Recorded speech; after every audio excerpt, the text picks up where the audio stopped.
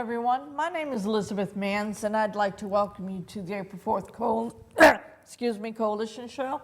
This is the June 3rd, 2024 edition of the show. Our mission statement is, we are for workers' rights and collective bargaining rights and are against tax breaks for the rich and corporations who ship our jobs overseas. We support all the articles of the Universal Declaration of Human Rights, but as is our custom, we put the emphasis on Article 23. Dick, Sue, myself, and Mike is the order today. Yeah, so number one, everyone has the right to work, to free choice of employment, to just and favorable conditions of work, and protection against unemployment. Number two, everyone without any discrimination has the right to equal pay for equal work. Number three, everyone who works has the right to just and favorable remuneration, which is any form of compensation, ensuring for himself or herself and his or her family an existence worthy of human dignity and supplemented, if necessary, by other means of social protection. Michael. Number four, Yes. everyone has the right to form and join trade unions for protection of his or her interests. Very good. And as is our custom, we give a thank you to Michael Putnam, who is the program director for the public access radio station, WMNB LP 107.1, for airing the audio portions of our shows on Fridays at 6 p.m. and whenever he can fit it into a schedule thereafter.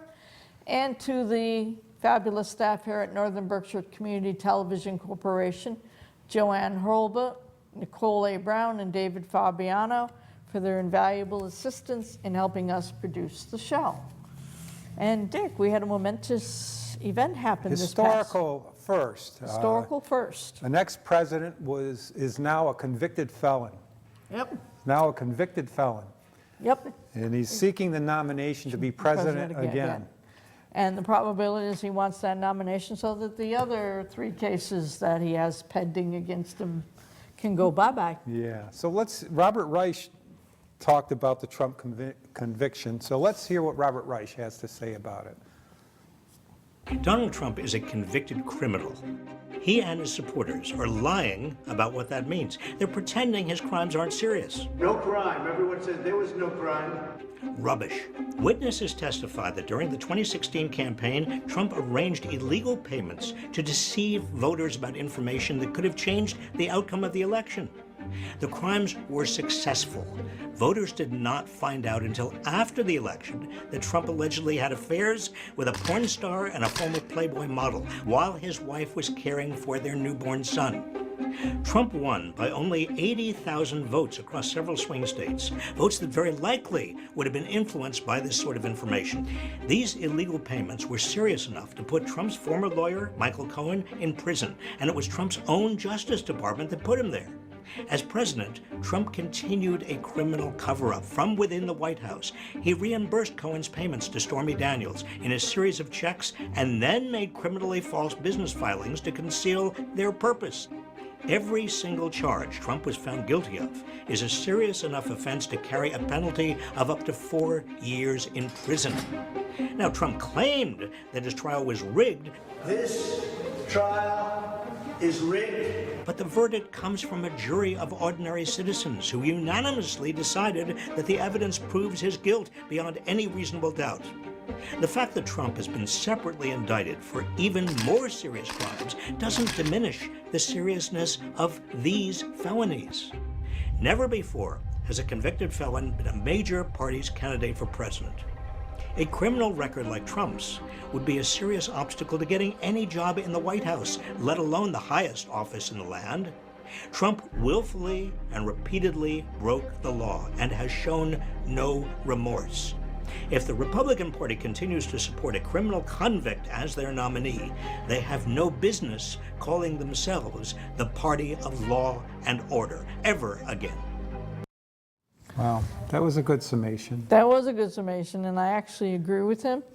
And I like what President Biden said about the whole process, where he said these 12 citizens were selected the same way in any other trial that there would have been, and they did their job. And I would say to all the voters in America, it is now our turn to do our job and do everything in our power to keep Donald Trump out of the White House. Keep the convicted felon out of the White Keep House. our Convicted felon. keep Right. our ex-president convicted felon out. Exactly.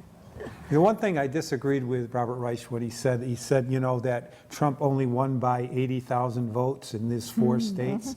But in reality, if we went by the popular vote, He Hillary won. Clinton got more votes than Yes, Donald Trump. that's She did. And so Trump lost the popular vote, and now he also conspired, he's found guilty of conspiring to not provide all the information that would have Might informed have people to make another decision. So he was under false So- pretense. Then so he think lost the next election and claimed that he won, and he tried to overthrow that election.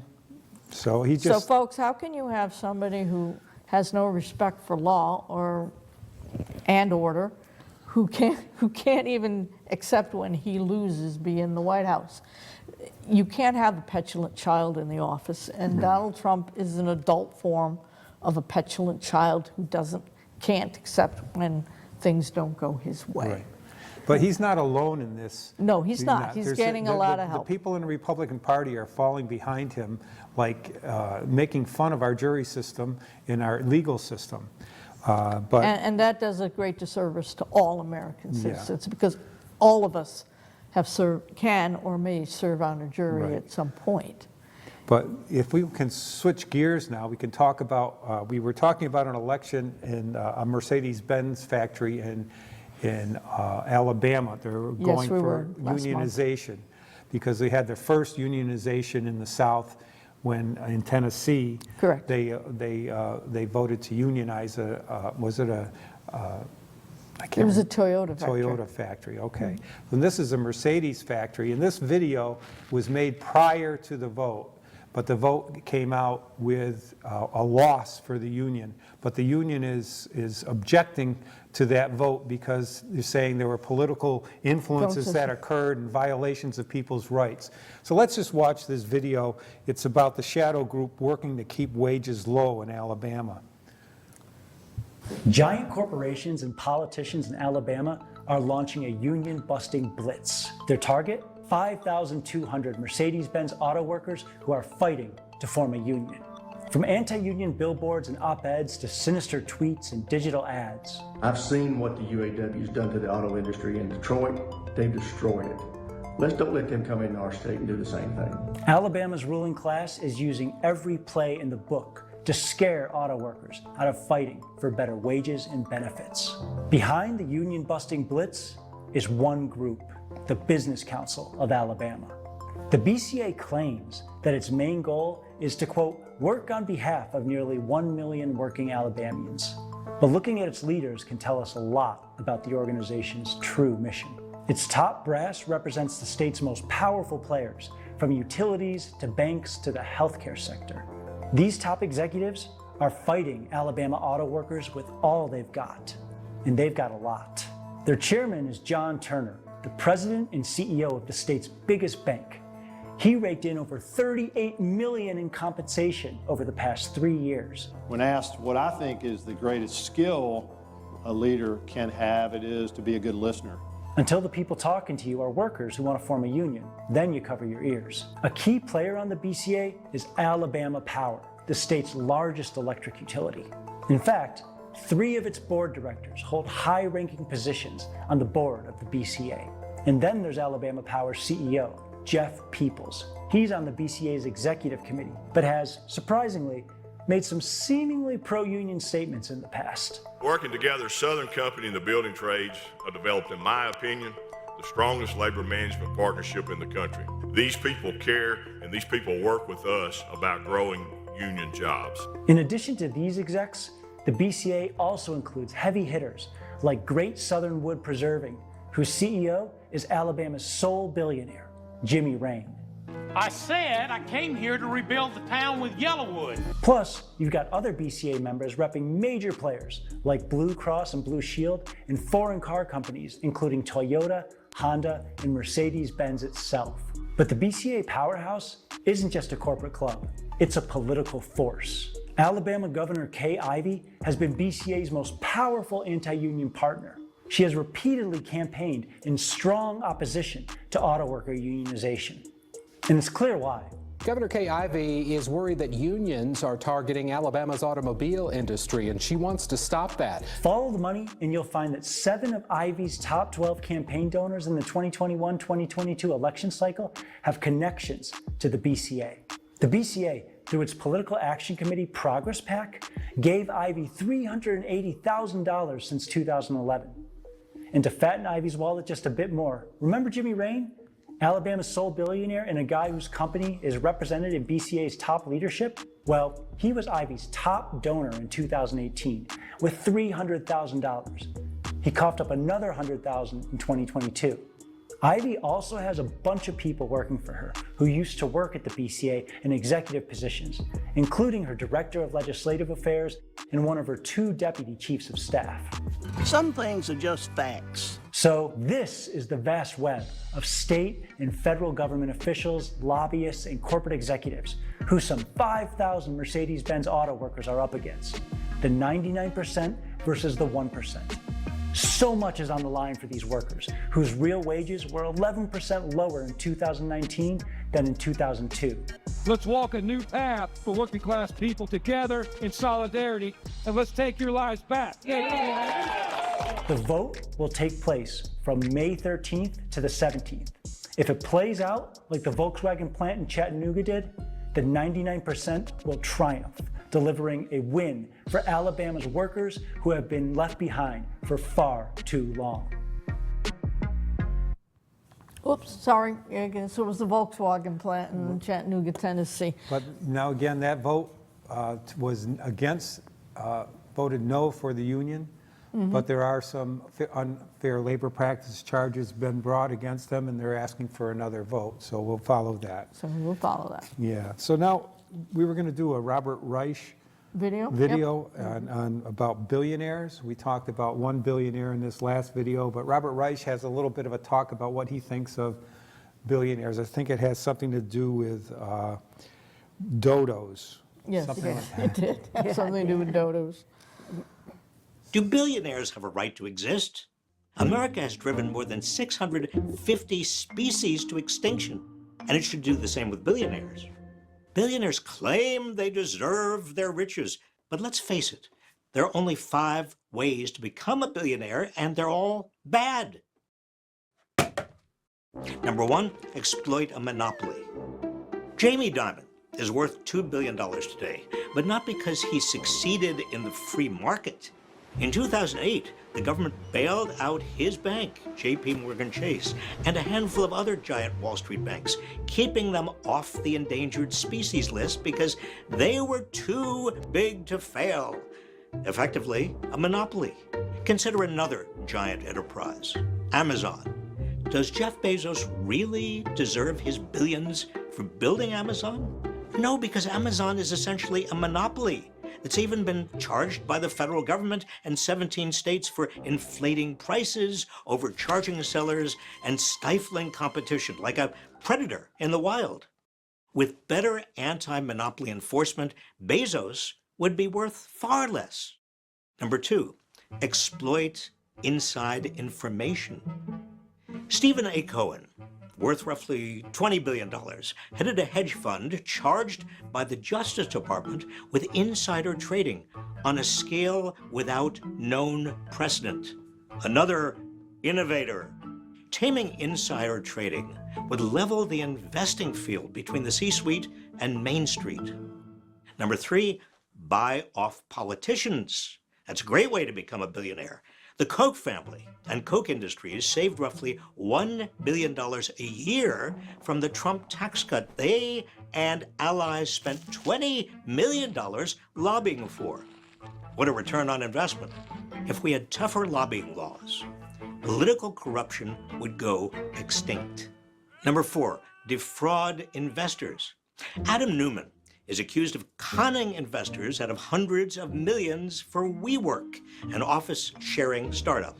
WeWork didn't make a nickel of profit, but Neumann still funded his extravagant lifestyle, including a $60 million private jet.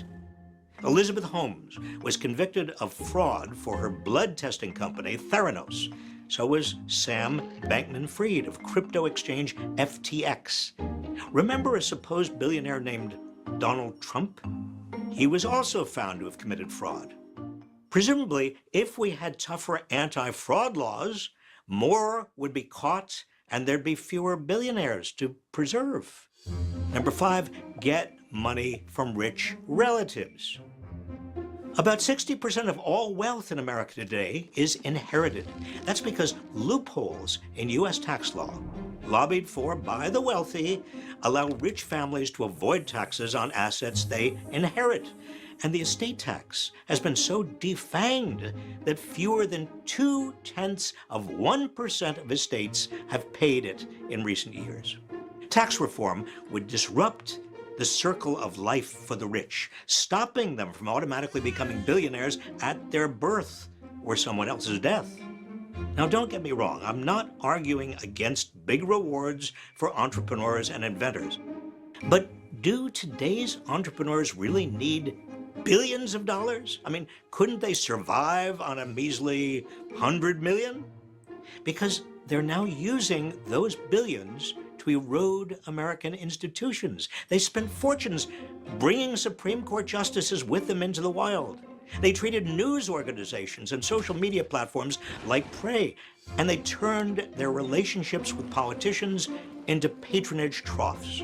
This has created an America where fewer than ever can become millionaires or even thousandaires through hard work and actual innovation.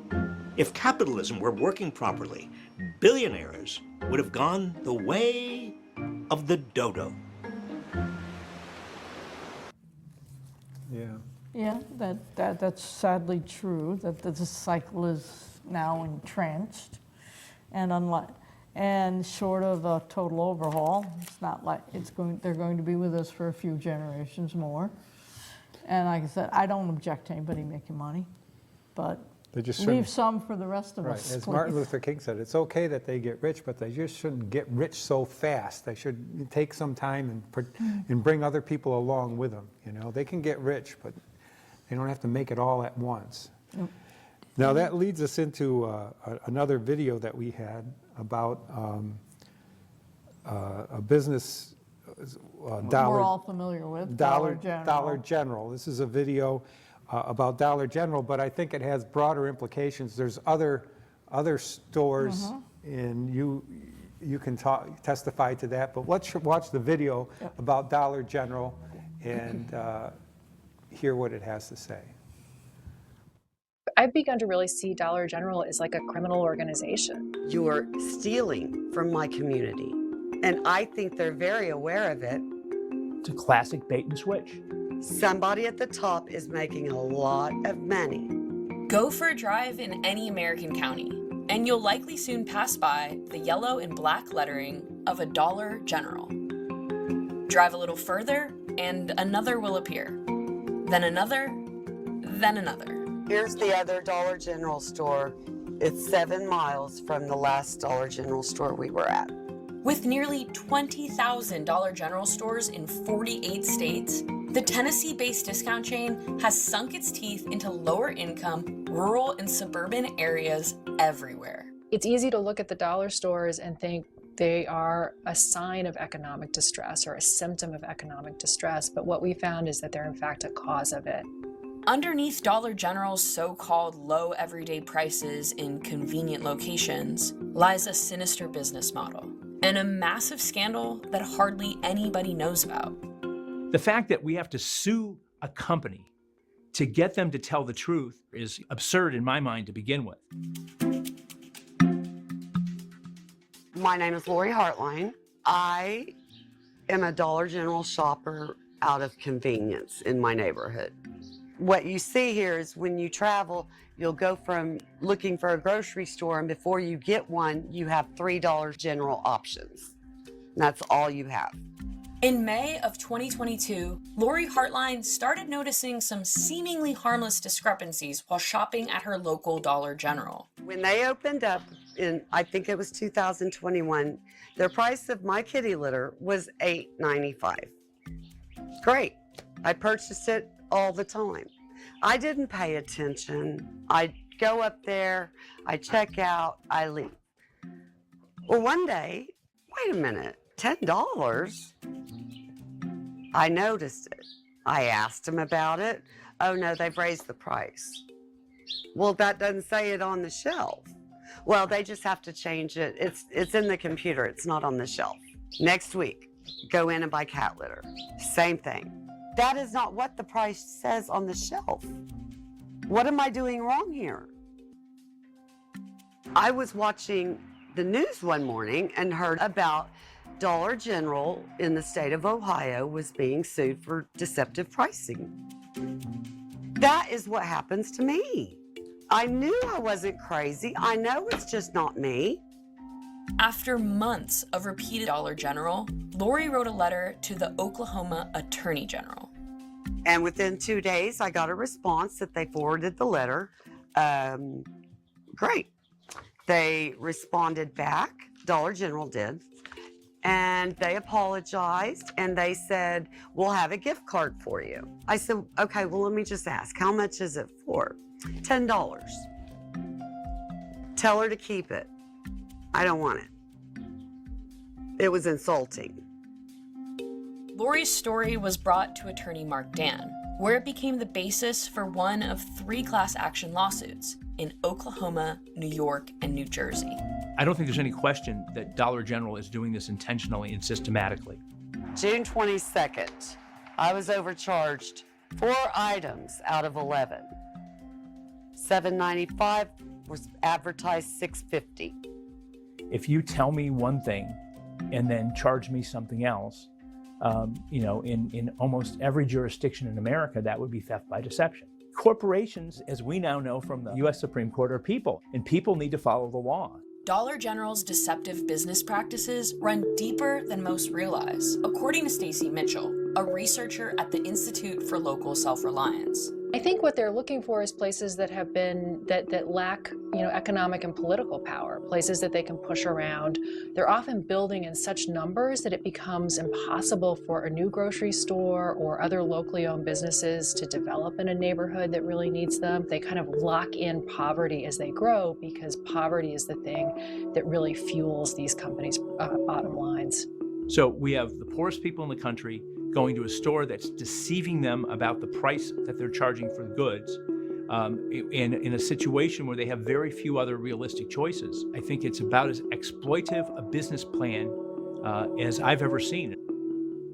Almost every county in America and every state has a system for making sure that people who run cash registers do so honestly. Price verification is when we see that a product is listed for $2.99, take it up to the register, scan it, make sure it's ringing up as $2.99. We do a random sample of products that we pull. We're used to seeing 1 or 2 failures, getting it corrected, and feeling confident. Unfortunately, in Dollar General's case, it was large and continuous. The scale or the concern was over 80% of the stores that we checked were failing and failing repetitively, and really no acknowledgement or desire to correct that failure. Despite being cited repeatedly, Dollar General neglected to correct the problem, prompting the Ohio Attorney General to file litigation against the store. One unique component in our conversation was the recognition of how Dollar General staffs or short staff were receiving no guidance and were just kind of keeping the place open as best they could, not really necessarily aware of the price verification challenge, their duty and responsibility under Ohio law, and then opportunities to correct it. If you have designed a business where you are deliberately understaffing your stores, you're deliberately cutting costs, you're going to end up having these kinds of, widespread mistakes in pricing. I mean, that's just the reality of you are not actually providing enough labor to comply with the law and make sure that people are getting charged what the price actually is. They have decided that they can make more profit by violating all of these laws, by understaffing, by cutting corners.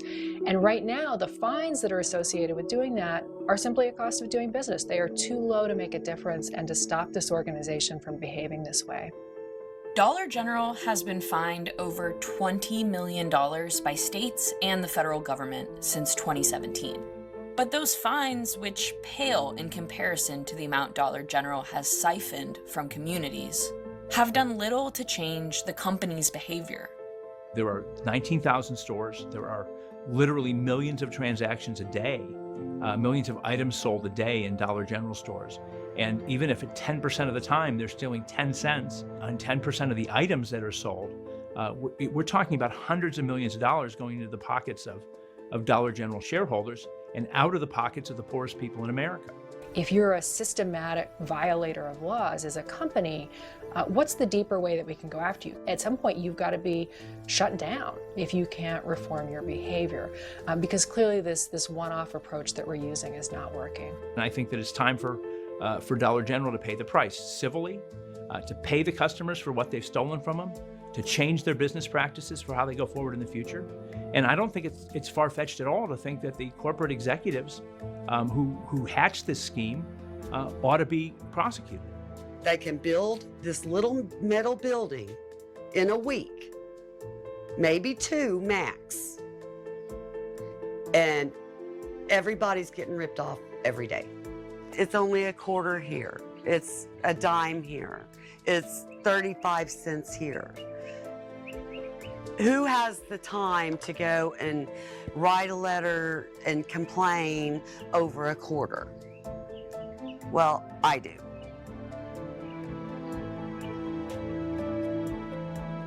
Yep.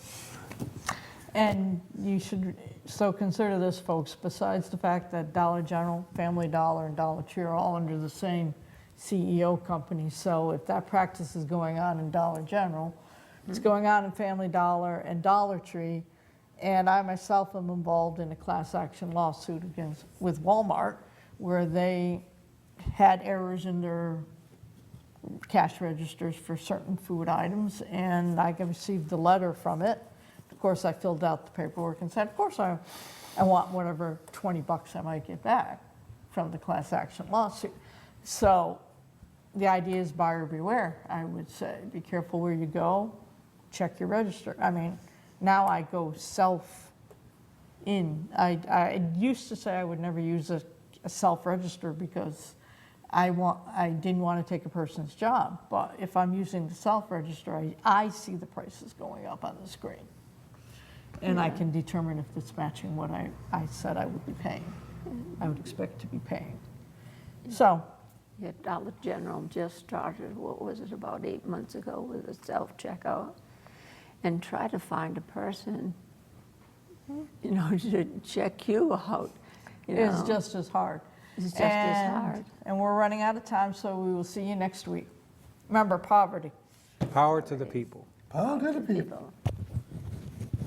Amen. There's power in the factory, power in the land, power in the hand of the worker.